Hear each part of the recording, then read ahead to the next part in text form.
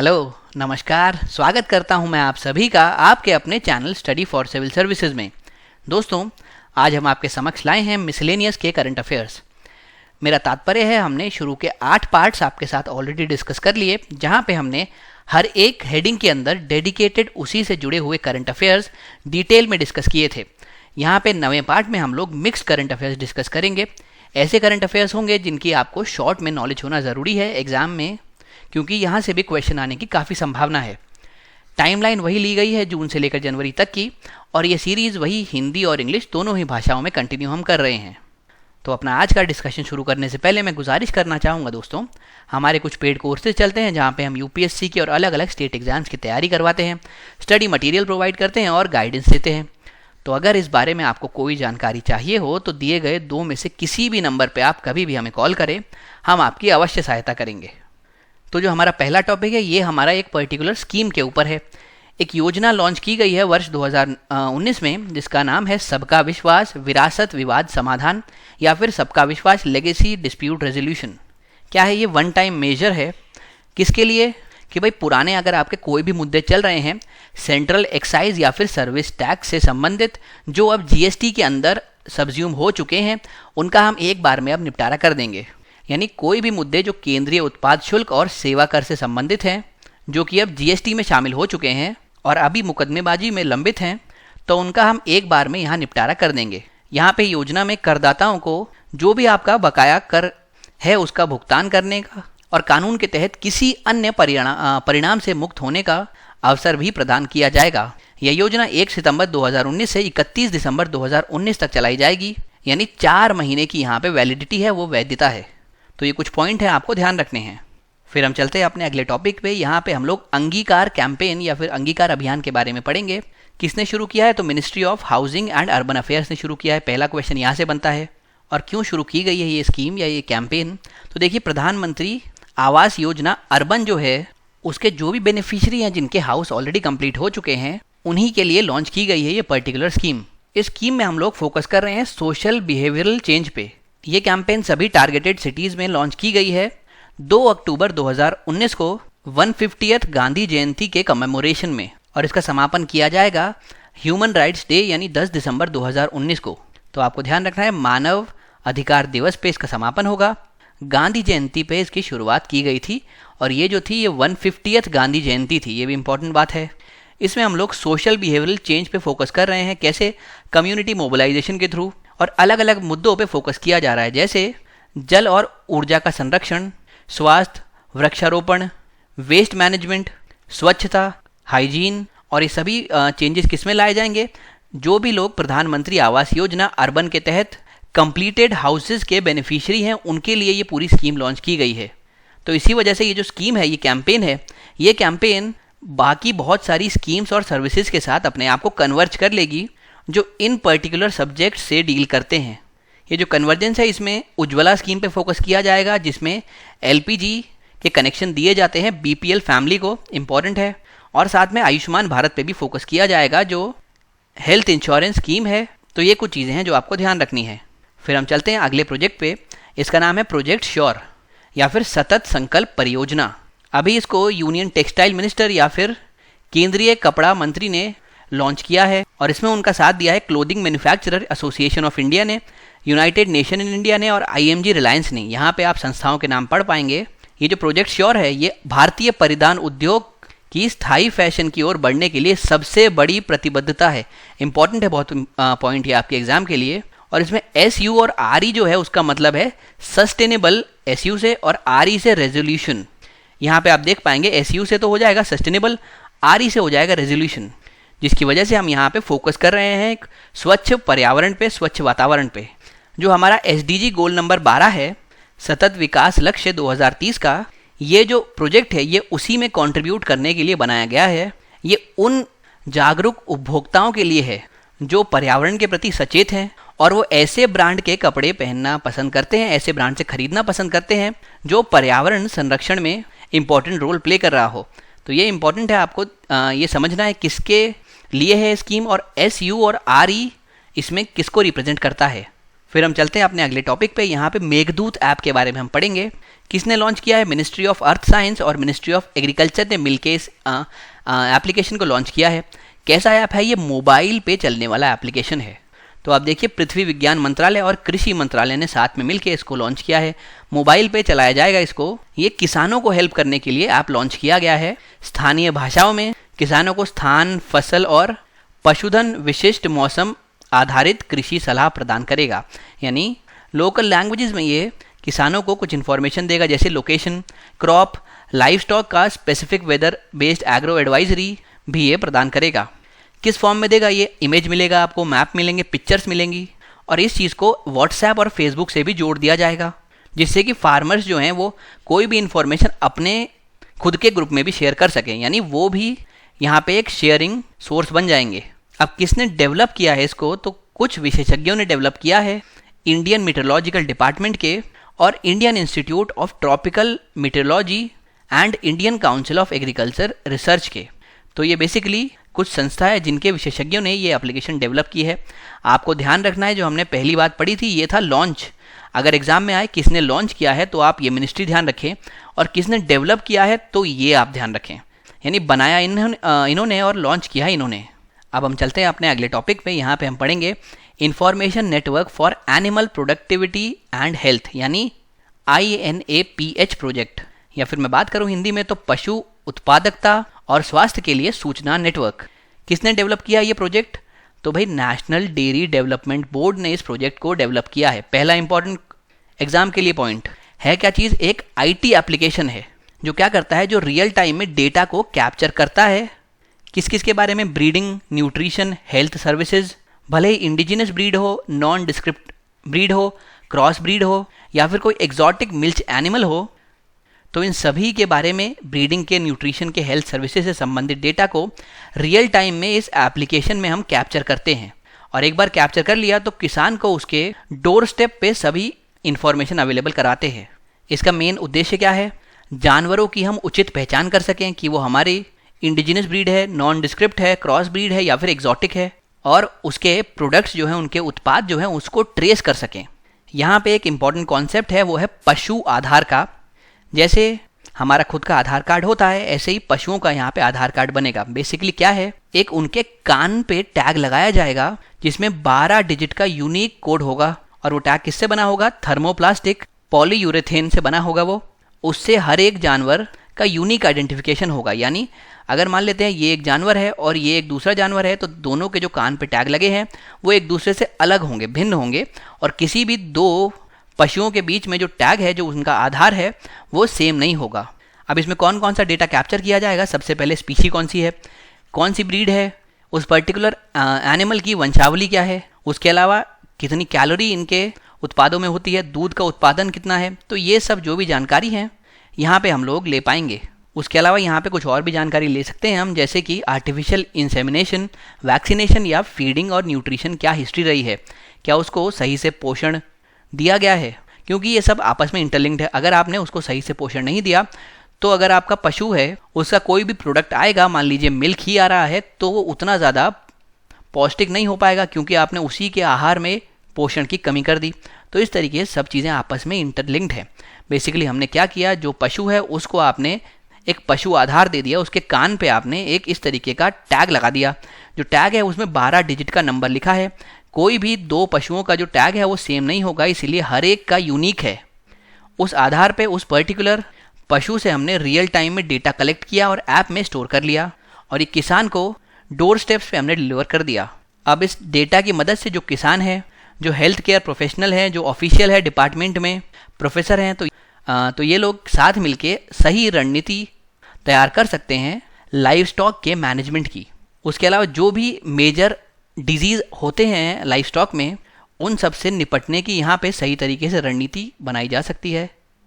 और जो भी वैश्विक बाज़ारों तक पहुँचने में बाधा उत्पन्न होती है, उनके लिए भी उपयुक्त रणनीति हम लोग यहाँ से तैयार कर सकते हैं। इसीलिए सारा जो डेटा कलेक्ट किया जा रहा है ये इस पर्टिकुलर एप्लीकेशन में किया जा रहा है, और इसीलिए इसका नाम रखा गया है information network for animal productivity and health. यानी हम लोग एक नेटवर्क क्रिएट कर लेंगे ऐसा ऐप से, जिसमें एनिमल की सभी प्रोडक्टिविटी के बारे में और उसके स्वास्थ्य के बारे में पूरी जानकारी होगी। और आपको याद यहाँ पे रखना है, बहुत इंपॉर्टेंट है, कि पशु आधार का यहाँ पे कॉन्सेप्ट आया है नया, और उनके कान पे एक 12 डिजिट का हम लोग यूनिक सिंबल लगा देंगे जिससे कि आइडेंटिफाई करना आसान हो और उनके बारे में डेटा कलेक्ट करना भी आसान हो। फिर हम चलते हैं सल्फर डाइऑक्साइड के एमिशंस पे। फिलहाल में एक रिपोर्ट आई है ग्रीन पीस द्वारा, जहाँ पे ये पाया गया है सल्फर डाइऑक्साइड के एमिशन की अगर हम बात करें तो भारत पूरे विश्व में नंबर 1 पे है, और जो पूरे विश्व में सल्फर के एमिशंस हो रहे हैं उनमें 15% से ज़्यादा भारत से ही होते हैं। तो ये एक चौंकाने वाला तथ्य हमारे सामने आया है। अब आप बात करें कि सल्फर डाइऑक्साइड कहाँ से सबसे ज़्यादा एमिट होती है, तो फॉसिल फ्यूल्स को जलाने से सल्फर डाइऑक्साइड सबसे ज़्यादा निकलती है। कौन जलाता है? पावर प्लांट जलाते हैं, इंडस्ट्रियल फैसिलिटी जलाते हैं। देखिए बेसिकली हम जब फॉसिल फ्यूल्स को जलाते हैं तो इससे कार्बन, सल्फर डाइऑक्साइड इस तरीके के एमिशंस होते हैं जो ग्रीन हाउस गैस भी है, इसीलिए ग्लोबल वार्मिंग में भी कंट्रीब्यूट करते हैं। और ये जो है ये एक पॉल्यूटिंग सोर्स है, इसीलिए हम कोशिश करते हैं कि फॉसिल फ्यूल्स के कंबशन पे रोक लगाई जा सके। उसके अलावा और भी बहुत सारे सोर्सेज हैं जो यहाँ पे ज़्यादा इंपॉर्टेंट नहीं है, फिर भी आप देख लें इंडस्ट्रियल प्रोसेस, जैसे कि मेटल्स को जब आपको एक्सट्रैक्ट करना होता है उनके ओर से, उसके अलावा कुछ प्राकृतिक स्रोत भी हैं जैसे कि ज्वालामुखी, फिर लोकोमोटिव्स या फिर इंजन, जहाज़ या फिर शिप, और जो बाकी हैवी व्हीकल्स हैं, हैवी इक्विपमेंट्स हैं, जब उनमें फ्यूल जलता है तो उसमें भी सल्फर का कंटेंट बहुत हाई निकलता है। भारत में बहुत समय से कोल बेस्ड इंडस्ट्री पे फोकस किया जाता है, हम लोग कोयला जला के ही इलेक्ट्रिसिटी उत्पन्न करते हैं। तो ये जो है ये एक मेजर फैक्टर है कि आज हमारी फर्स्ट रैंक आई है सल्फर डाइऑक्साइड के एमिशन में। हमारे जो ज़्यादातर पावर प्लांट्स है उसमें डीसल्फराइजेशन की टेक्नोलॉजी नहीं है। ये टेक्नोलॉजी ऐसी है, मान लीजिए हमने फॉसिल फ्यूल जलाया है तो इसको आप एटमॉस्फेयर में छोड़े उससे पहले ही सल्फर को हम यहाँ पे रोक लें, जिससे कि जो भी आपका धुआं निकल रहा है उसमें सल्फर नहीं है एटलीस्ट, तो आपका जो पर्यावरण है वो कम प्रदूषित होगा। उसके अलावा अगर आप सल्फर डाइऑक्साइड की बात करें तो ये एसिड रेन में भी एक इम्पॉर्टेंट कंट्रीब्यूटर है। एरोसोल्स भी बनाता है। एरोसोल से होता क्या है, क्लाउड फॉर्मेशन को यहाँ पे काफ़ी ज़्यादा अफेक्ट होता है। हेज़, जिससे कि हमारी विजिबिलिटी कम हो जाती है, वो भी SO2 की वजह से ही कहीं ना कहीं बढ़ता है। और अलग अलग हेल्थ और क्लाइमेट समस्याएं सब SO2 के कहीं ना कहीं आउटकम्स हैं। तो इसीलिए SO2 को कम करना चाहिए, लेकिन भारत यहाँ पे अपने लिए अलग स्थान हासिल कर रहा है। उसने फर्स्ट रैंक हासिल कर ली है SO2 के एमिशन में। अगर आप पूरे विश्व को यहाँ पे कंपेयर करेंगे तो भारत उनसे बहुत आगे है। अब दोस्तों हम चलते हैं अपने अगले टॉपिक पे। यहाँ पे हम लोग टाइड वाटर ग्लेशियर के बारे में बात करेंगे। फिलहाल में एक अध्ययन या एक स्टडी के अनुसार ऐसा हुआ है कि जो अंडर वाटर मेल्टिंग हो रही है टाइड वाटर ग्लेशियर की, वो 100 गुना तेज़ होने लगी है पहले के कंपैरिजन में। तो यानी कि जो अंडर वाटर मेल्टिंग है वो इतनी तेज़ी से आगे बढ़ गई है कि धीरे धीरे ग्लेशियर्स समाप्त होते जा रहे हैं। यहाँ पे समझना ये है कि टाइड वाटर ग्लेशियर्स होते क्या हैं। ये बेसिकली एक वैली ग्लेशियर हैं जो कि बहते बहते सीधे ओशन में आके मिल जाते हैं। अब अगर मैं बात करूँ कि अंडर वाटर मेल्टिंग क्यों हो रही है, पानी के भीतर क्यों इतनी तेज़ी से पिघल रहे हैं ये ग्लेशियर्स, तो देखिए फॉसिल फ्यूल्स हम लोग जला रहे हैं जिसकी वजह से ग्रीन हाउस गैस बढ़ रही है, जिसकी वजह से ग्लोबल वार्मिंग बढ़ रही है, ग्लोबल वार्मिंग की वजह से बर्फ़ पिघल रही है। उसके अलावा ऑयल एंड गैस ड्रिलिंग जो चल रही है वो भी इस पर इफेक्ट डालती है। आइस ब्रेकिंग शिप्स जो हैं वो भी इस पर इफेक्ट डालती है, जिसकी वजह से ओवरऑल वो एरिया सेंसिटिव हो रहा है, स्ट्रेस्ड हो रहा है, और उससे तेज़ी से ये ग्लेशियर्स पिघल रहे हैं। अगर इसी तरीके से पिघलते रहे तो क्या होगा, एक्सट्रीम फ्लडिंग आ जाएगी। ऑब्वियसली अब देखिए आप, अभी क्या है, जो पानी है वो समाया हुआ है ग्लेशियर्स में, वो बर्फ़ के तौर पे यहाँ पे ग्लेशियर बना हुआ है। अगर ये पिघल जाएगा तो वापस ये पानी में मिल जाएगा। अगर ये पानी मिलेगा तो समुद्र का जो लेवल है, सी लेवल है, वो बढ़ जाएगा। उसके बढ़ने की वजह से एक्सट्रीम फ्लडिंग आएगी, बायोडाइवर्सिटी का लॉस होगा, जो कोरल रीफ्स हैं धीरे धीरे करके वो ख़त्म हो जाएंगे, और फ्रेश वाटर की स्कैरसिटी हो जाएगी। ये बहुत इंपॉर्टेंट है। अब यहाँ पे आपको एक चीज़ जानना ज़रूरी है, बर्फ़ में जो माफ़ कीजिएगा, समुद्र में जो बर्फ़ होती है वो ग्लेशियर से कैसे अलग है। देखिए मैं मानता हूँ अगर ये समुद्र है तो इसमें इस तरीके छोटे छोटे बर्फ़ के कण होते हैं, बर्फ़ के ढेले होते हैं जिनको हम आइसबर्ग्स बोलते हैं। और जो ग्लेशियर है वो जनरली इस तरीके से पहाड़ पे या फिर लैंड पे जमते हैं। तो जो सबसे पहला डिफरेंस है वो ये है कि देखिए जो सी आइस है वो तो कहाँ पे, समुद्र में ही बनती है और समुद्र में ही पिघल जाती है। लेकिन अगर मैं ग्लेशियर की बात करूँ तो वो लैंड पे बनते हैं। और अगर पिघलने की बात करें तो देखिए अगर आप माने एक गिलास में अगर कुछ बर्फ़ के इस तरीके से क्यूब्स रखे हैं, अगर वो पिघल भी जाएं तो वो पानी के लेवल में ज़्यादा कुछ चेंजेस नहीं लाते।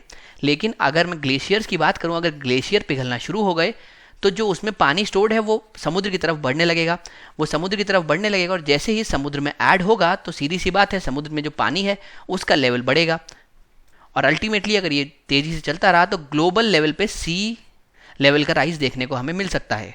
तो आपको याद रखना है, अगर समुद्री बर्फ़ की बात करें तो ये पानी के लेवल को ज़्यादा नहीं बढ़ाता, लेकिन ग्लेशियर की बात करें क्योंकि वो ज़मीन पे जमते हैं तो समुद्र से तो उनका कोई लेना देना है नहीं, तो जब भी वो मेल्ट होकर समुद्र में जाएंगे तो एक्स्ट्रा वाटर ही ऐड होगा और वो एक्स्ट्रा वाटर जो ऐड होगा वो सी के लेवल को बढ़ाएगा। फिर हम चलते हैं अगले टॉपिक पे। यहाँ पे रशिया के बारे में बात कर रहे हैं। उसने एक ह्यूमनॉइड रोबोट को स्पेस में भेजा है। हमने पहले भी इसके बारे में पढ़ा है, फेडर इसका नाम था। इसको स्काईबॉट F850 भी कहा जा रहा है। कहाँ? इंटरनेशनल स्पेस स्टेशन पे भेजा गया है। कितने दिन बिताएगा? 10 दिन वो बिताएगा वहाँ पे और एस्ट्रोनॉट्स की जो भी वहाँ पे है उनकी मदद करेगा। फेडर जो है रशिया का पहला रोबोट है जो कि स्पेस में गया है। इससे पहले 2011 में नासा ने रोबोनॉट 2 नाम का एक ह्यूमनॉइड अंतरिक्ष में भेजा था। उसने वो डेवलप किया था जनरल मोटर्स के साथ मिलके। और अगर उसके बाद बात करें तो वर्ष 2013 में जापान ने भी एक छोटा सा रोबोट भेजा था जिसका नाम था किरोबो और वो टोयोटा ने डेवलप किया था। लेकिन किरोबो में ये था कि वो जो बातचीत कर सकता था वो सिर्फ और सिर्फ जापानी भाषा में ही कर सकता था। अब हम चलते हैं अगले टॉपिक पे। यहाँ पे हम लोग फ्यूसीकॉन्ट के बारे में पढ़ेंगे जो कि ICAR द्वारा डेवलप्ड एक इनोवेटिव टेक्नोलॉजी है। ICAR क्या है? भारतीय कृषि अनुसंधान परिषद या फिर Indian council of agricultural research. उसने एक नई इनोवेटिव टेक्नोलॉजी का निर्माण किया है जिसको कहा गया है ICAR फ्यूसीकॉन्ट। इसको बेसिकली एक बीमारी को कंट्रोल करने के लिए बनाया गया है। बीमारी कौन सी है? तो बीमारी का नाम है Panama wilt.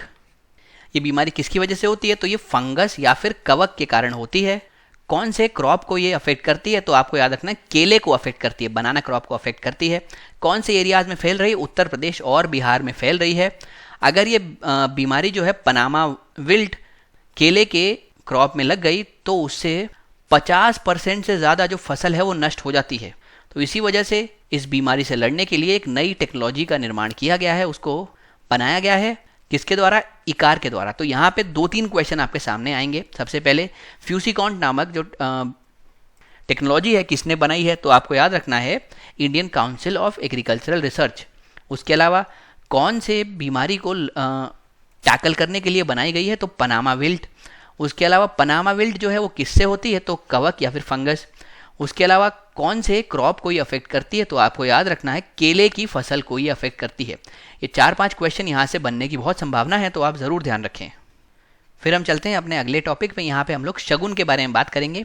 Ministry of human resource development ने यानी मानव संसाधन विकास मंत्रालय ने स्कूल शिक्षा के लिए दुनिया का सबसे बड़ा एकीकृत ऑनलाइन जंक्शन शगुन लॉन्च किया है। तो आपको याद रखना है स्कूल एजुकेशन से संबंधित है ये पोर्टल। ये बेसिकली क्या है? स्कूल एजुकेशन से संबंधित जो भी चीज़ें हैं, जो भी ऑनलाइन पोर्टल्स हैं, जो भी वेबसाइट हैं, department of school education and literacy संबंधित जो भी गतिविधियों को देखने वाले अलग अलग वेबसाइट या ऑनलाइन पोर्टल है उनको एक जगह पे एकीकृत कर दिया है। एक ऑनलाइन जंक्शन बना दिया है जिसमें केंद्र सरकार, स्टेट्स और यूनियन टेरिटरीज के विभागों के तहत जो भी स्कीम चलाई जा रही हैं, जो भी अलग अलग एक्टिविटीज़ हैं जो स्कूल एजुकेशन से संबंधित है, वो इसमें हम लोग एक जगह पे लेके आएंगे। साथ साथ यहाँ पे लोग डायरेक्टली अपना फीडबैक भी दे सकते हैं स्कूल के बारे में, जिसके तहत कोशिश की गई है सार्वजनिक भागीदारी को बढ़ाने की, जवाबदेही और पारदर्शिता को सुनिश्चित करने की। अच्छा, आपको यहाँ पे एक चीज़ ध्यान रखनी है, एक और MHRD का ही इनिशिएटिव है जिसका नाम है शाला गुणवत्ता यानी शगुन पोर्टल। तो ये शगुन पोर्टल अलग है, ये शगुन जंक्शन अलग है। ये चीज़ आप बहुत अच्छे से ध्यान रखें क्योंकि इस तरीके के कन्फ्यूजिंग क्वेश्चन आ सकते हैं। जो शाला गुणवत्ता है यानी जो शगुन पोर्टल है वो क्या करता है? सर्व शिक्षा अभियान के तहत जो अलग अलग कंपोनेंट का इम्प्लीमेंटेशन हो रहा है, जो उनको लागू किया जा रहा है, उसकी क्या प्रोग्रेस है, इस चीज़ को कैप्चर करता है ये। साथ में राज्य की और केंद्र शासित प्रदेश की जो भी बेस्ट प्रैक्टिसेस हैं उसको भी ये शेयर करता है। तो ये है शाला गुणवत्ता।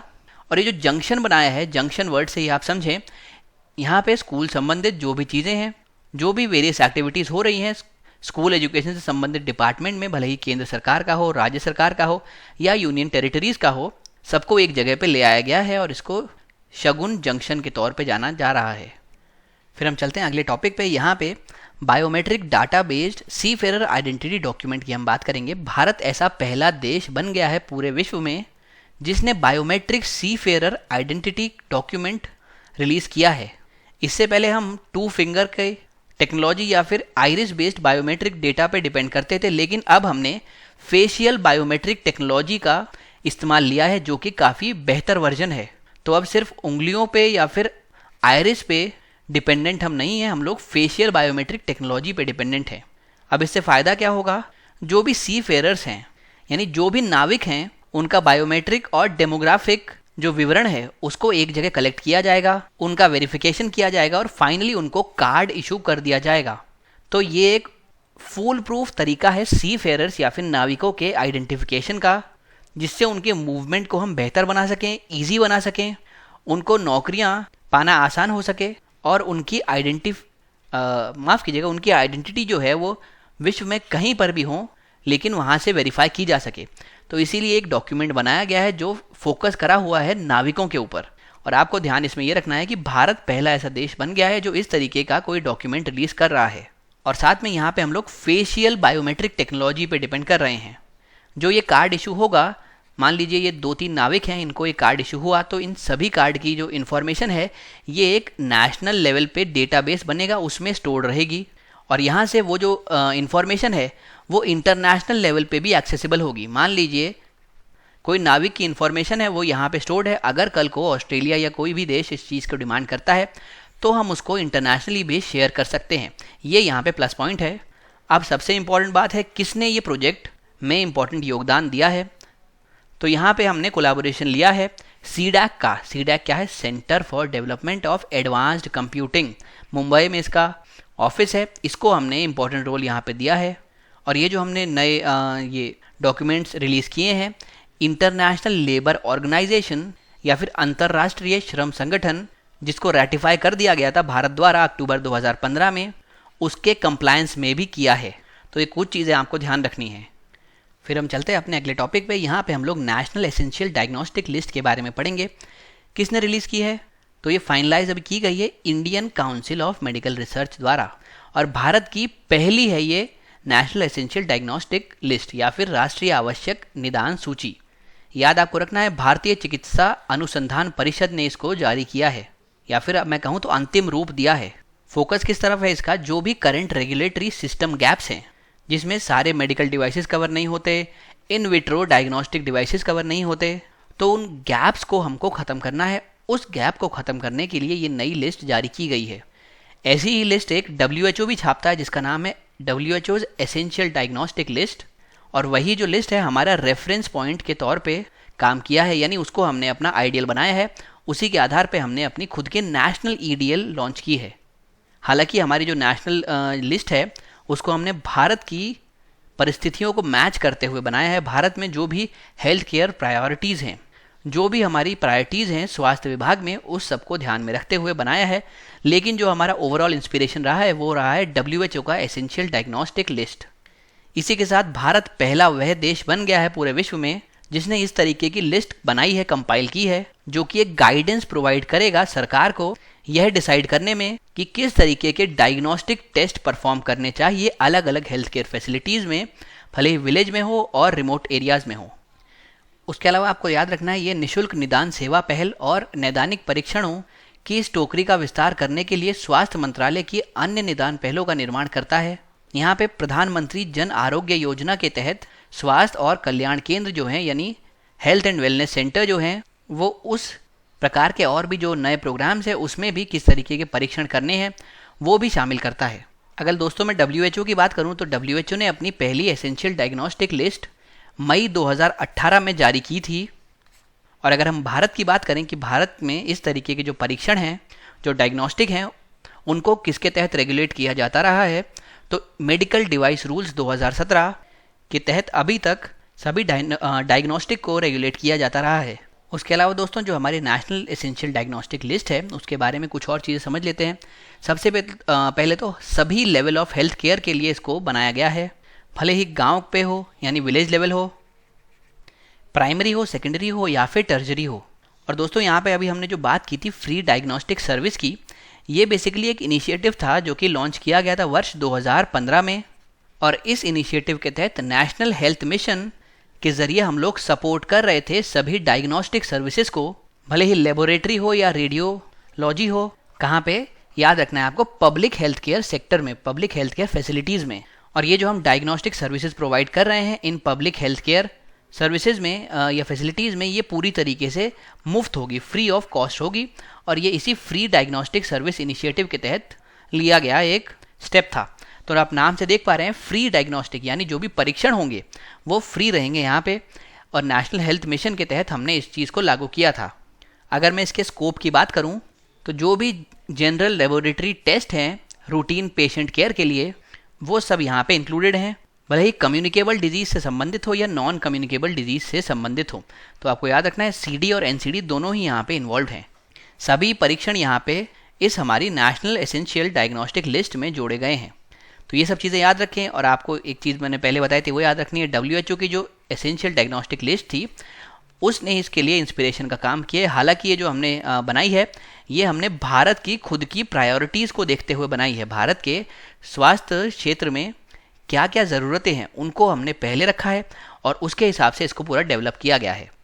अब हम चलते हैं दोस्तों अगले टॉपिक पे। यहाँ पे हम लोग सुप्रा योजना के बारे में पढ़ेंगे। विज्ञान और इंजीनियरिंग अनुसंधान बोर्ड द्वारा ये योजना डेवलप की गई है। सुप्रा का आप यहाँ मतलब देखेंगे तो वैज्ञानिक और उपयोगी गहन अनुसंधान उन्नति या फिर scientific and useful profound research advancement है। तो ये पहला क्वेश्चन आपका बनता है, किसने इसको डिवाइस किया है, किसने इसको डेवलप किया है। इसका मेन ऑब्जेक्टिव क्या है? फंड देना, यानी पैसा देना, जिसके तहत नए साइंटिफिक और इंजीनियरिंग ब्रेक थ्रूज मिल सकें जो कि ग्लोबल लेवल पे इम्पैक्ट रखने की क्षमता रखते हों। अब अगर आप पैसा देंगे तो हाई क्वालिटी यहाँ पे रिसर्च हो पाएगी। तो बेसिकली इसको डिज़ाइन भी इसीलिए किया गया है कि हाई क्वालिटी रिसर्च यहाँ पे हो, जिसके तहत नई हाइपोथेसिस आएँ, कुछ ऐसे आइडियाज़ आएँ जो आउट ऑफ द बॉक्स हों, यानी अभी तक किसी के मन में नहीं आए हों। इस तरीके के इनोवेटिव आइडियाज़ सामने आएँ। जो फंडिंग यहाँ पे दी जाएगी वो नॉर्मली 3 साल के पीरियड के लिए दी जाएगी, उसको बाद में 2 साल और एक्सटेंड किया जा सकता है। यानी 3 साल शुरुआत में दी जाएगी, 2 साल आपको एक्सटेंशन मिल सकता है। यानी अगर आपको मैक्सिमम देखें तो 5 साल के लिए यहाँ पे फंडिंग दी जाएगी और इसको पूरा देखा जाएगा एक एक्सपर्ट कमिटी द्वारा। अब अगर हम इस सर्ब की बात करें, यानी माफ़ कीजिएगा, science and engineering research board की बात करें, तो सर्ब क्या है? एक स्टैट्यूटरी बॉडी है। तो ये आपको ध्यान रखना है, स्टैट्यूटरी बॉडी है। किसके अंडर है? Department of science and technology के अंडर है। बेसिकली इसका फोकस ही ये है कि ये फंड रिसर्च को प्रमोट कर सके अलग अलग साइंटिफिक डिसिप्लिन्स में। तो आपने सुप्रा से क्या समझा? इसमें हम लोग फोकस करेंगे पैसे देने पे। भाई जहाँ भी कोई रिसर्च हमको दिखेगी जो आउट ऑफ द बॉक्स है, बहुत इनोवेटिव है, जिसका अभी तक किसी ने जिक्र ना किया हो, तो उस रिसर्च को बेसिकली किसी भी तरीके के पैसे के क्रंच से ना गुजरना पड़े, इसीलिए हम लोग फंडिंग यहाँ पे प्रोवाइड कर रहे हैं। 3+2 में फंडिंग होगी, शुरुआत में 3 साल, फिर उसके बाद 2 साल का एक्सटेंशन मिल सकता है। अगर आपके पास फंडिंग की कोई कमी नहीं है तो यहाँ पे हाई क्वालिटी रिसर्च आप आराम से कर पाएंगे। फिर नेशनल ऑर्डर ऑफ मेरिट के बारे में बात करते हैं। फिलहाल हुआ क्या है, गिनी ने नेशनल ऑर्डर ऑफ मेरिट जो कि उसका हाईएस्ट अवार्ड है वो दिया है प्रेसिडेंट रामनाथ कोविंद को, इसीलिए ये न्यूज़ में है। क्यों दिया है? क्योंकि उन्होंने बहुत ज़बरदस्त कार्य किया है भारत और गिनी के रिलेशनशिप को मजबूत करने में, और दोनों ही देशों के लोगों में और दोनों ही देशों में जो दोस्ती हुई है उसको मजबूती प्रदान करने के लिए नेशनल ऑर्डर ऑफ मेरिट दिया गया है प्रेसिडेंट रामनाथ कोविंद को। यहाँ पे अब आपके लिए एक टास्क है कि आपको देखना है गिनी मैप में पड़ता कहाँ पे है, क्योंकि हो सकता है इस तरीके के क्वेश्चन ना आए, लेकिन क्वेश्चन इस तरीके से आ जाए कि गिनी कहाँ पे पड़ता है, उसके बॉर्डरिंग में कौन से कंट्रीज़ हैं, ये सब चीज़ें आपको देखनी है। तो मैप वर्क मैंने आपको असाइनमेंट के तौर पे दिया है, प्लीज़ इसको करें। फिर हम चलते हैं अपने अगले टॉपिक पे। यहाँ पे हम चाइल्ड वेलबींग इंडेक्स के बारे में पढ़ेंगे। सबसे पहली बात, किसने रिलीज़ किया है? वर्ल्ड विजन इंडिया जो कि एक NGO है, और IFMR लीड जो कि भारत में एक रिसर्च इंस्टीट्यूट है, इन दोनों ने मिलकर इसको रिलीज़ किया है। तो ये आप यहाँ पे भी पढ़ पाएंगे, इंपॉर्टेंट है, याद रखना है आपको। यहाँ पे जो स्कोर निकाला गया है वो 24 इंडिकेटर्स के बिना पे निकाला गया है, जिनको 3 कैटेगरी में डिवाइड किया गया है। एक है हेल्दी इंडिविजुअल डेवलपमेंट, फिर है पॉजिटिव रिलेशनशिप, और तीसरा है प्रोटेक्टिव कंटेक्स्ट। ये आपको ध्यान रखना है। 24 चीज़ों को 3 भाग में विभाजित किया गया है, वो 3 भाग ये हैं।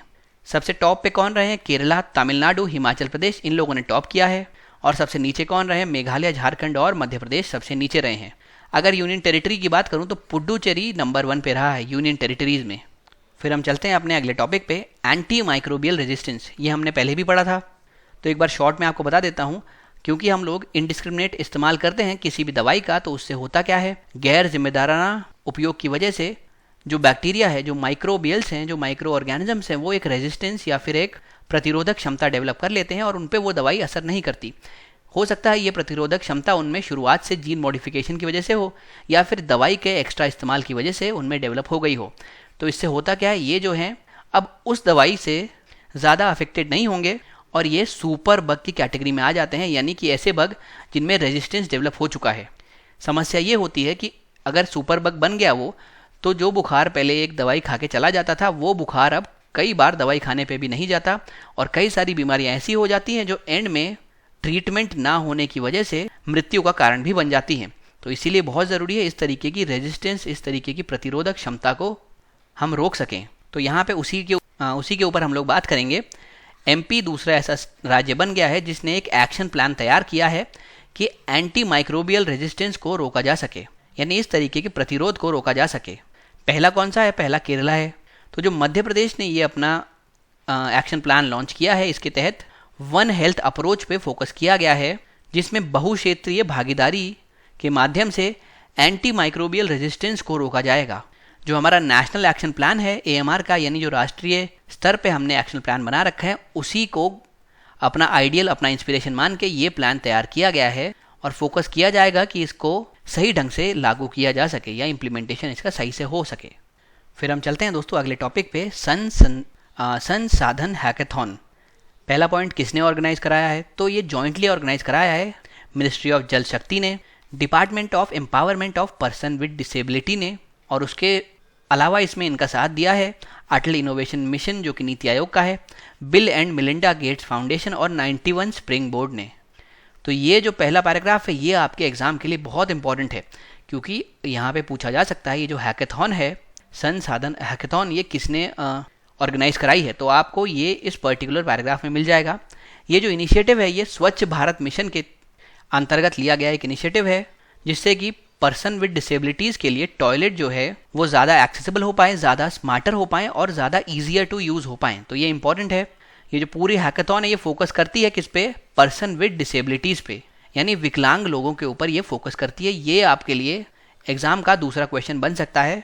जो भी इसमें शॉर्टलिस्ट किए गए हैं उन लोगों को कहा गया है भाई आप डेवलप करो एक टॉयलेट का प्रोटोटाइप 2 दिन के हैकेथॉन के दौरान। तो जो भी यहाँ पे प्रोटोटाइप पसंद आया उसको चुन लिया जाएगा और जो भी टीम है जिसने इस चीज़ को, इस प्रोटोटाइप को प्रमोट किया है, ये प्रोटोटाइप को बनाया है, उसको यहाँ पे रिवॉर्ड भी दिए जाएंगे।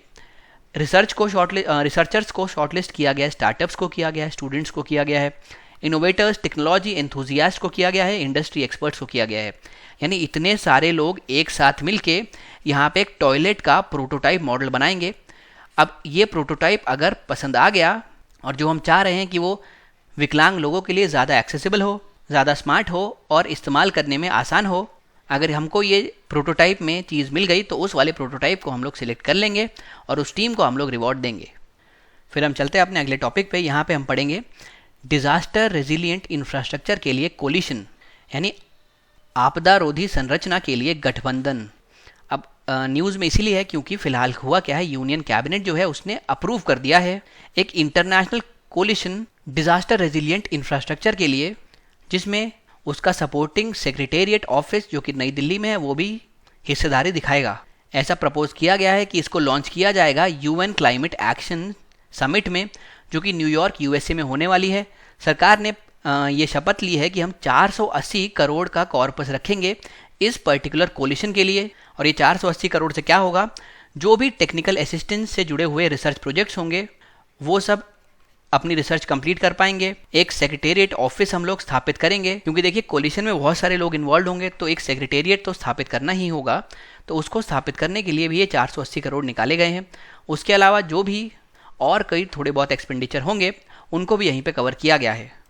ऐसा यहाँ पे बताया गया है कि जो सेक्रेटेरिएट है इस कोलिशन का, उसको नई दिल्ली में स्थापित किया जाएगा और सोसाइटी के तौर पे यहाँ पे उसको स्थापित करना है हमको, सोसाइटी रजिस्ट्रेशन एक्ट 1860 के अंतर्गत। अब इसकी जो भी ज्ञापन है और उपनियम है उनको राष्ट्रीय आपदा प्रबंधन प्राधिकरण द्वारा तैयार किया जाएगा और अंतिम रूप दिया जाएगा। इंपॉर्टेंट है। और जो इसका चार्टर दस्तावेज है यानी चार्टर डॉक्यूमेंट है उसको एनडीए में तैयार करेगा मिनिस्ट्री ऑफ एक्सटर्नल अफेयर्स से कंसल्टेशन करने के बाद, यानी विदेश मंत्रालय से कंसल्टेशन या परामर्श करने के बाद। तो इंपॉर्टेंट है, आपको ध्यान रखना है। हेडक्वार्टर्स या फिर सेक्रेटेरिएट कहाँ है ये ध्यान रखना है, तो नई दिल्ली में है। कहाँ इसको लॉन्च किया जाएगा ये ध्यान रखना है। सरकार ने पैसे जो दिए हैं वो कहाँ कहाँ काम आएंगे ये ध्यान रखना है। और ये जो सेक्रेटेरिएट है इसको आपको याद रखना है सोसाइटी के तौर पे स्थापित किया गया है। कौन इसका फाइनल प्लान बनाएगा ये ध्यान रखना है एनडीए में। और अगर चार्टर की बात करें तो इसमें वो कौन सी मिनिस्ट्री का साथ लेगा, वो है मिनिस्ट्री ऑफ एक्सटर्नल अफेयर्स, ये भी याद रखना है। अब हम चलते हैं अपने अगले टॉपिक पे, हीलियम हाइड्राइड के ऊपर। साइंटिस्ट ने पहली बार अंतरिक्ष में एक हीलियम हाइड्राइड का मॉलिक्यूल स्पॉट करा है, यानी उसको पहली बार अंतरिक्ष में देखा है। ये जो होता है एक पॉजिटिव आयन होता है और इसका जो केमिकल फॉर्मूला HEH+ है।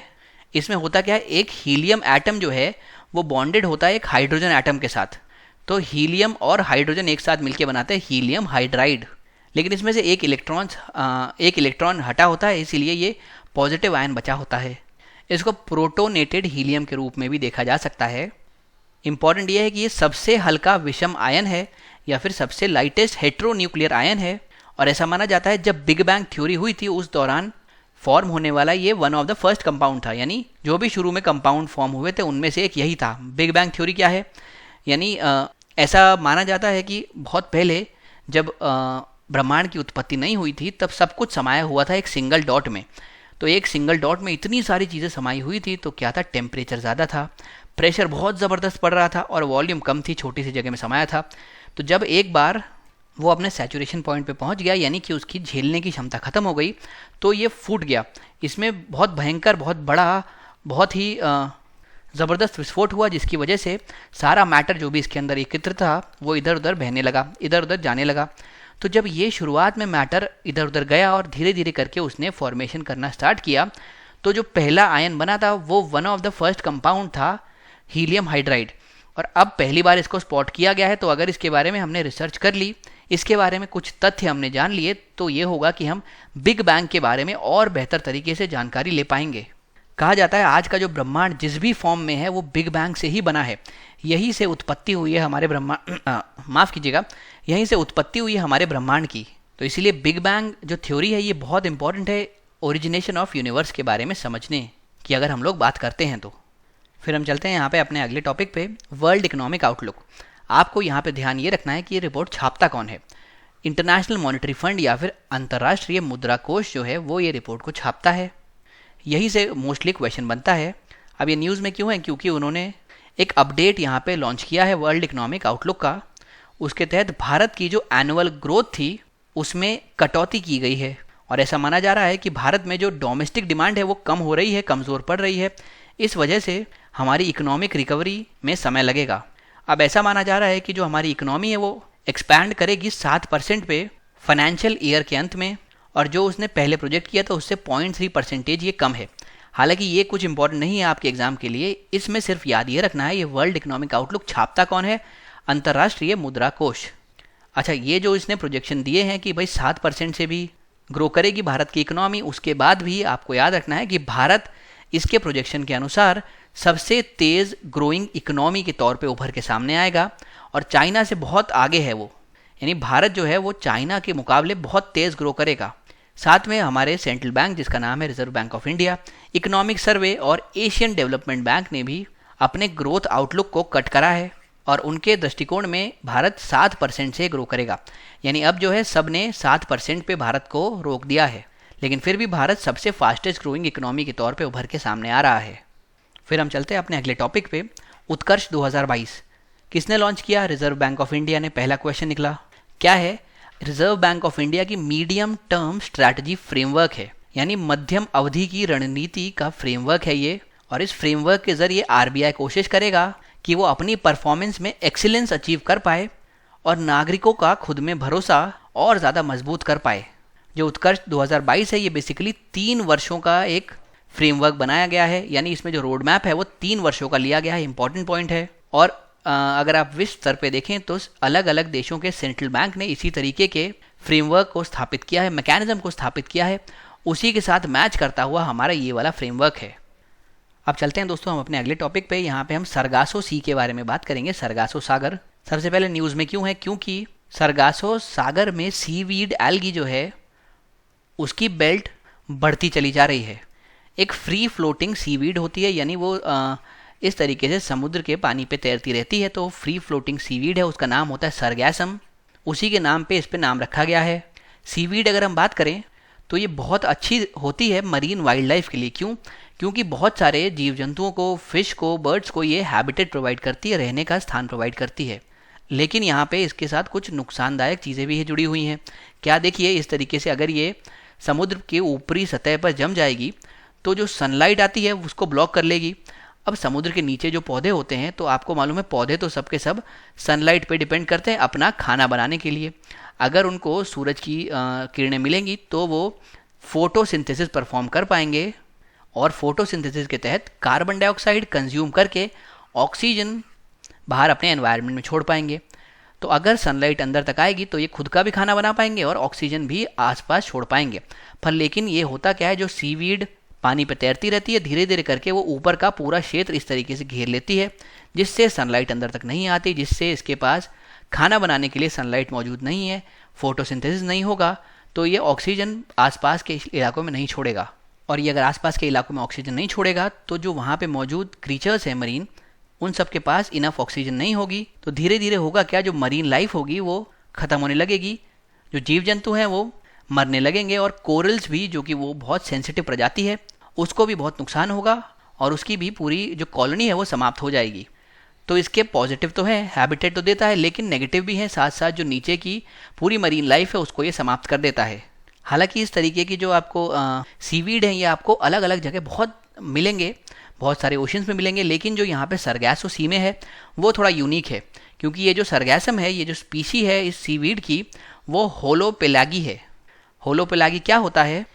देखिए, सबसे पहले तो ये स्वतंत्र रूप से ओशंस में फ्लोट करता है, फ्रीली ओशंस में फ्लोट करता है, और साथ साथ बहुत तेज़ी से रिप्रोड्यूस करता है वेजिटेटिवली सीज में। तो ये बहुत आपको ध्यान रखना है, इसका रिप्रोडक्शन रेट बहुत तेज़ होता है वेजिटेटिवली। अब अगर बात करें सरगैसो सी, तो ये कहाँ है? ये अटलांटिक ओशन में, वो भी बात करें तो नदर्न अटलांटिक ओशन में पड़ता है। इंपॉर्टेंट बात यह है कि बाकी जितने भी समुद्र हैं पूरे विश्व भर में, वो अपनी लैंड बाउंड्रीज के नाम पे डिनोट किए जाते हैं, लेकिन जो सरगासो सी है ये उसमें मौजूद ओशियन करंट के तौर पे ही डिनोट किया जाता है। उसकी बाउंड्रीज ओशियन करंट ही बनाते हैं। अब कौन कौन से ओशियन करंट? तो अगर आप पश्चिमी बाउंड्री की बात करें, यानी समझ लीजिए इसकी बात करें, तो गल्फ स्ट्रीम इसकी पश्चिमी बाउंड्री बनाता है। अगर आप उत्तरी बाउंड्री की बात करें, नदर्न बाउंड्री की, तो वो बनाता है नॉर्थ एटलांटिक करंट। पूर्वी बाउंड्री की बात करें तो वो कैनरी करंट बनाता है, और दक्षिणी बाउंड्री की बात करें तो नॉर्थ एटलांटिक इक्वेटोरियल करंट बनाता है। तो समझ लीजिए अगर ये आपका ये सरगैसो सी है, तो इधर इधर इधर और इधर आपके सिर्फ ओशियन करंट है, कोई लैंड नहीं है। ये इसका एक यूनिक फीचर है, और ये चारों जो भी करंट है ये आपको याद करना होगा आपके एग्जाम के लिए। हालांकि क्योंकि ये सिर्फ ओशियन करंट से ही पता पड़ता है, तो इसके बॉर्डर्स डायनेमिक है। अब भाई ओशियन करंट है, पानी कभी यहाँ तक हो सकता है आ जाए, कभी हो सकता है पीछे हट के यहाँ तक हो जाए। तो करंट के बॉर्डर जैसे वेरी करते हैं, वैसे ही सी की लेंथ भी वेरी करती है, इसका विड्थ भी वेरी करती है। इसीलिए हम कहते हैं इसका जो बॉर्डर है वो डायनेमिक है। यहाँ पे अलग अलग थ्रेटेंड और एंडेंजर्ड प्रजातियाँ मिलती हैं। ईल्स की, वाइट मार्लिन मिलते हैं, शार्क की भी अलग अलग प्रजातियाँ मिलती हैं, और डॉल्फिन फिश की भी मिलती है। सरगैसो सी में हम्पबैक व्हेल एनुअली माइग्रेट करती हैं, बहुत इंपॉर्टेंट है एग्जाम के लिए। फिर हम चलते हैं अपने अगले टॉपिक की ओर। यहाँ पे हम लोग अमराबाद टाइगर रिजर्व जो कि तेलंगाना में है उसके बारे में पढ़ेंगे। यहाँ से क्वेश्चन इस तरीके से उठ सकता है, आपसे हो सकता है पूछ लिया जाए अमरावत टाइगर रिजर्व कहाँ पे है, तो आपको याद रखना है तेलंगाना में है। इंपॉर्टेंट क्यों है? क्योंकि हाल ही में केंद्र ने क्या किया है, केंद्र सरकार ने अप्रूवल दे दिया है, क्लियरेंस दे दी है यूरेनियम को एक्सप्लोर करने की इस पर्टिकुलर टाइगर रिजर्व में। तो अगर यूरेनियम एक्सप्लोर करना है तो हमको माइनिंग करनी पड़ेगी। तो जो माइनिंग का एरिया है वो कहाँ पड़ता है? वो अमराबाद और नूदीगाल रिजर्व्ड फॉरेस्ट के कोर एरिया में पड़ता है। तो ये जो है सबसे चिंताजनक बात है यहाँ पे, कोर एरिया यानी कि ऐसा एरिया जिसको बिल्कुल भी ह्यूमन इंटरवेंशन से डिस्टर्ब नहीं किया जाता। अब वहाँ पे पूरी माइनिंग होने जा रही है, तो आप समझ रहे हैं कि ये एरिया पे कितनी ज़्यादा नेगेटिव कॉन्सिक्वेंसेज आने वाले हैं। अभी कहाँ पड़ता है अमराबाद टाइगर रिजर्व? तो ये नल्लामला हिल्स पे, जो कि महबूब नगर से नालगोंडा डिस्ट्रिक्ट तेलंगाना तक एक्सटेंड करता है, वहाँ पे ये पर्टिकुलर टाइगर रिजर्व स्थित है। जो ये एरिया है ये कहाँ पड़ता है? यहाँ पे दो रिवर मर्ज करती हैं, कौन सी? नलावागू और डिंडी रिवर, और ये दोनों मेजर ट्रिब्यूटरीज बनाती हैं कृष्णा रिवर की। अब इम्पॉर्टेंट बात इसके साथ जुड़ी हुई ये है, ये भारत का दूसरा सबसे बड़ा टाइगर रिजर्व है। जो पहले नंबर पे है वो कौन सा है? Nagarjuna Sagar Shri xylem tiger reserve, जो आंध्र प्रदेश में है। तो ये आपको कुछ चीज़ें याद रखनी है, क्योंकि इसमें यूरेनियम के एक्सप्लोरेशन को अभी मंजूरी दे दी गई, तो ये बहुत ज़्यादा न्यूज़ में रहेगा। हो सकता है इससे कोई ना कोई क्वेश्चन उठे, तो इसके बारे में आप ये पॉइंट्स ध्यान कर लें। इनफैक्ट थोड़ी और रिसर्च करके इस पर्टिकुलर टाइगर रिजर्व के बारे में आप अगर कुछ इन्फॉर्मेशन एक्सट्रैक्ट कर पाएँ तो ज़रूर करें। अब अगर हम लोग वाइल्ड लाइफ की बात करते हैं तो यहाँ पे क्या लेपर्ड्स यानी कि तेंदुआ मिलता है, स्लॉथ भालू मिलते हैं, जंगली कुत्ते मिलते हैं, स्पॉटेड डियर मिलते हैं, सांभर मिलते हैं और जंगली सुअर मिलते हैं। यहाँ पे 2017 वर्ष में माउस डियर, जो कि एक हिरण की प्रजाति है, और उसका नाम इसलिए है क्योंकि ये जो प्रजाति है ये माउस जैसी लगती है, ये एंडेंजर्ड स्पीसी है, इसको री इंट्रोड्यूस किया गया था। ये बहुत इंपॉर्टेंट पॉइंट है एग्जाम के लिए, क्योंकि किसी एक स्पीसी को जब कहीं री इंट्रोड्यूस किया जाता है तो वो अपने आप बहुत सिग्निफिकेंट हो जाता है। अगर इसमें रहने वाली जनजातियों की बात करें तो यहाँ पे चेंज रहते हैं, जो कि शेड्यूल ट्राइब है वहाँ के, और तेलंगाना के अंडर प्रिविलेज्ड ग्रुप में से सबसे ज़्यादा अंडर प्रिविलेज्ड हैं ये टाइगर्स के साथ और वाइल्ड एनिमल्स के साथ संतुलन बिगाड़े बिना वहाँ पे रहते हैं, जिससे कि वहाँ पे शाकाहारी लोगों के लिए पर्याप्त पानी और चारा सुनिश्चित हो जाता है। अगर आर्कियोलॉजिकल एस्पेक्ट में बात करें तो प्राचीन नागार्जुन विश्वविद्यालय, जो कि नागार्जुनाचार्य द्वारा चलाया जाता था, वो भी इसी एरिया में स्थापित है। तो ये भी इंपॉर्टेंट पॉइंट है। फिर हम चलते हैं अपने अगले टॉपिक पे। यहाँ पे तमिलनाडु की राजकीय तितली के बारे में हम बात कर रहे हैं, तमिल योमन।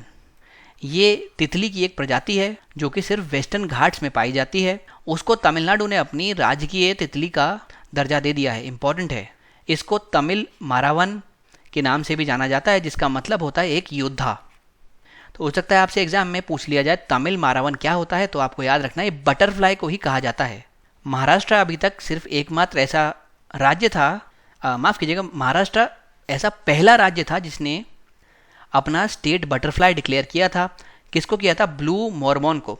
उसके बाद काफ़ी सारे राज्यों ने और करा, जैसे उत्तराखंड ने कॉमन पीकॉक को, कर्नाटक ने सदर्न बर्ड विंग्स को, केरला ने मालाबार बैंडेड पीकॉक को, और अब तमिलनाडु ने तमिल योमेन को। तो ये आपको याद रखना है। फिर हम चलते हैं अपने अगले टॉपिक पे। यहाँ पे प्लास्टिक रस्ट के बारे में हम पढ़ेंगे। ये नए प्रकार का प्रदूषण है। अभी जो रिसर्चर है उन्होंने नया प्रकार का एक रॉक फॉर्मेशन देखा है। तो हो क्या रहा है, जैसे ये रॉक है तो इसके ऊपर एक पतली सी कोटिंग प्लास्टिक की ग्रो कर रही है, जो कि जनरली तटों पे देखी जा रही है, शोर्स पे देखी जा रही है। तो इसको कहा जा रहा है प्लास्टिक क्रस्ट, यानी अगर अंदर ये पत्थर है तो इसके ऊपर ये प्लास्टिक की एक कोटिंग डेवलप होती जा रही है, और इसको एक नए प्रकार का प्रदूषण कहा जा रहा है।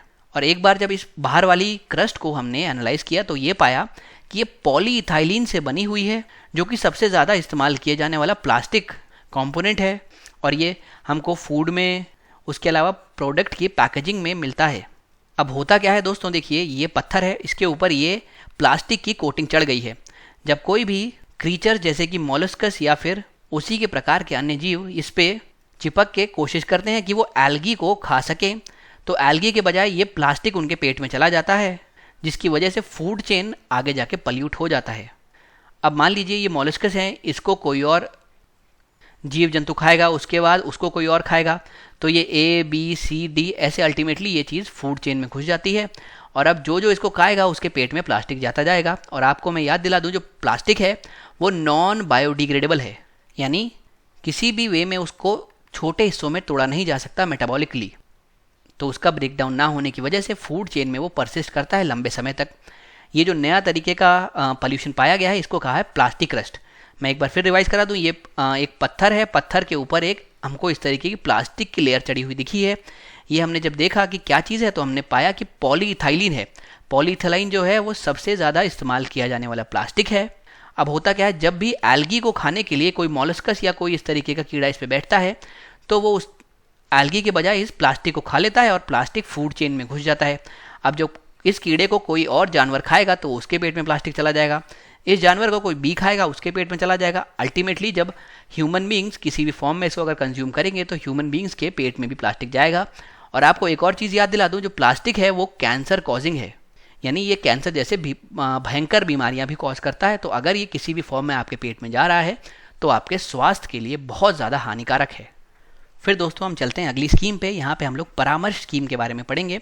किसने शुरू की है? Ministry of human resource development, मानव संसाधन विकास मंत्रालय ने हाल ही में राष्ट्रीय मान्यता और मूल्यांकन परिषद प्रत्यायन को प्राप्त करने के इच्छुक जो भी मेंटरिंग संस्थान है उनके लिए एक विश्वविद्यालय अनुदान आयोग योजना शुरू की है। बेसिकली क्या है, देखिए आसान भाषा में बताऊं, ये एक इंस्टीट्यूट है।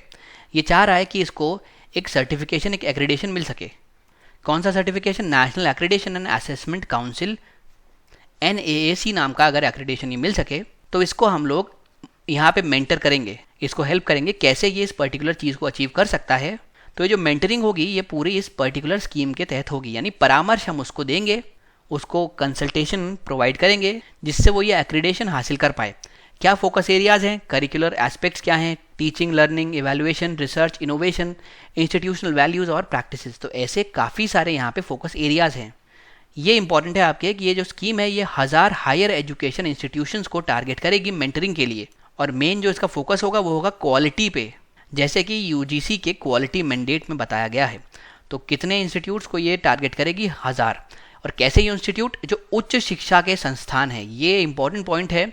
एग्जाम में इसी तरीके से आपको फंसाया जाता है, 1000 के बजाय हो सकता है 100 लिख दें, या फिर अगर 1000 लिखें तो हाई एजुकेशन पे फोकस ना करें और सेकेंडरी एजुकेशन लिख दें या फिर स्कूल एजुकेशन लिख दें। तो आपको दोनों चीज़ें ध्यान रखनी है। 1000 और उच्च शिक्षा संस्थान को हम लोग मेंटर करेंगे, उनको परामर्श देंगे कि कैसे वो ये पर्टिकुलर एक्रीडेशन अचीव कर सकें।